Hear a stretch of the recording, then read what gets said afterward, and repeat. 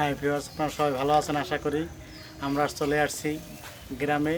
সেই গ্রামে আমাদের এই এলাকার এক দুস্থ অসহায় গরিব মানুষের ঘরে। তো আসেন আমাদের সাথে, দেখেন কত অসহায় থাকতে পারে মানুষ এখনও এই দুনিয়ায়, তার মা এবং তার ছেলে। এখন আমরা দেখাবো তাদের যে কত সমস্যার মধ্যে মানুষ এখনও বসবাস করে। আমাদের এই এক দাদু নাম হচ্ছে সুধীর মণ্ডল। সে সুধীর মণ্ডল সে তার জীবনে অবিবাহিত। তার একবার আগুন লেগে পাটা পুড়ে গেছিলো। এই যে পা সেই করতে পারে না, এখনও সোজা করতে পারতেছে না, পারে না, আগুনে পড়ে গেছিলো। সে এক খুবই মর্মাহত কাহিনী। তার জীবনটাই ছিল একেবারে অচল অবস্থায়। তাকে স্থানীয় মানুষ এবং পাশাপাশি আমরাও তখন অনেক সাহায্য করে তাকে সুস্থ করেছি, প্লাস তার ভাই, পাড়া প্রতিবেশী এবং এদিকে এই যে তারই মা। হ্যাঁ, তারই মা কত অসহায় গরিব মানুষ। সে এই তার ছেলে রান্না করে তাকে খাওয়ায়। তার এই অবস্থাটা চুলা, সে কত কত অসহায় এবং কত বয়স্ক মানুষ, কত বয়স, চুলের অবস্থা দেখেন, কাপড়ের কত জীর্ণ শীর্ণ অবস্থায় তার জীবনযাপন চলছে। আমি তার জন্য মাছ নিয়ে এসেছি, তার জন্য। তার এই মাছ পছন্দ বলে তেলাপিয়া। এই যে তার জন্য তেলাপিয়া নিয়ে এসেছি। এই যে এই মা এবং ছেলে, তারা এখানে তাদের এই যে ঘর, এখানে তার থাকার ব্যবস্থা, এখানে সে নিশি যাপন করে। এখানে নাই বিদ্যুৎ এই ঘরটায়, এবং এই যে পরিবেশটা এলো ওয়াশরুম, এদের একটুখানি বৃষ্টি হলে ঘর নড়বড় করে। এই যে ঘরের অবস্থা, এই ঘরটাও দিয়েছিল কারিতাস থেকে, একটা এনজিও থেকে। তাদের খুবই কষ্টের সহিত তাদের জীবনযাপন চলে। এবং আজকের সেই যে মাছটা নিয়ে আসছি, সে রান্না করে খাবে। এবং ঘরের খুব দুরবস্থা, একেবারেই দুরবস্থা। দেখেন, দেখলেই আপনারা বুঝতে পারবেন যে মানুষ কত কষ্টের মধ্যে বাস করে।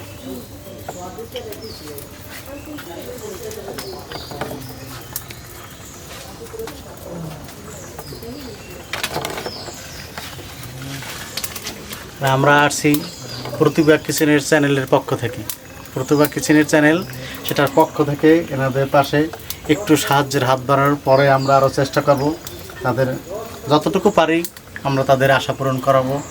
তার একটা আশা আছে, বা সে আমার কাছে একটা কাপড় চেয়েছে। আমি যখন আসবো এরপরে, তখন সেই কাপড়টা আবার আমি চেষ্টা করব দেওয়ার জন্য তাকে। দেখেন কত শরীরের কী অবস্থা এখন?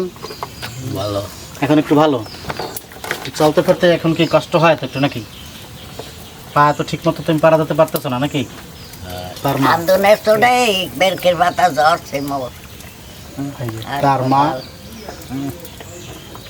সে কত বয়সে এখনও সে রান্না করে, এবং মা এবং ছেলে দুজনে মিলেই এই পরিবেশে রান্না করে কোনো রকম খাওয়া দাওয়া করে জীবনযাপন করতেছে। এই যে রান্না হবে একটু পরে, এখন একটা রান্না হচ্ছে সবজি, বোধহয় শালগম, হ্যাঁ আলু আর শালগম। আর এই মাছটাও তারা রান্না করে খাবে আজকের। দুই মা এবং ছেলে, এই মেজো ছেলে, ওনার 3 ছেলে। বাবা